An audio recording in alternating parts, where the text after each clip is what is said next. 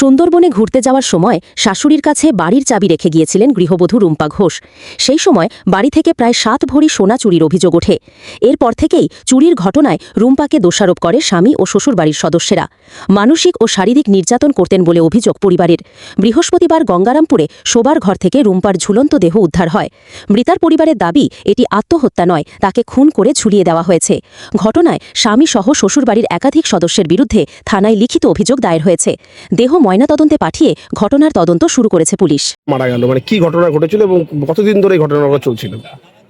আমি তো খুব একটা যেতাম না, তো শুনলাম যে ওকে বাড়ি থেকে অত্যাচার করতো, ও কাউকে বলতো না আর কি।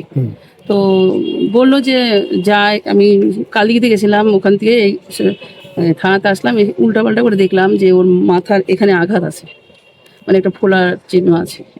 কি মনে হয় তাকে কি মারধর করেই মারা হয়েছে ওকে, এটাই।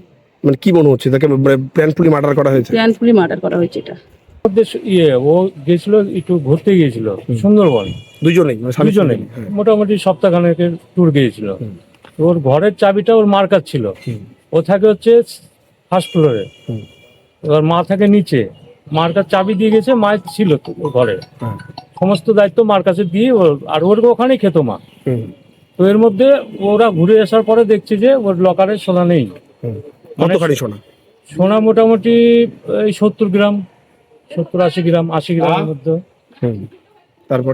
তারপরে ও 2-3 দিন পরে ওর হাজবেন্ডকে জানিয়েছে যে এই ব্যাপার, এখানে লকারে তো কোনো কিছুই নেই, বাক্স আছে, খালি বাক্স পড়ে আছে, আর সাইডে যে রূপোর গহনা ছিল ওগুলো আছে, খালি সোনার গহনাটাই নেই, লকারও ভাঙা নেই।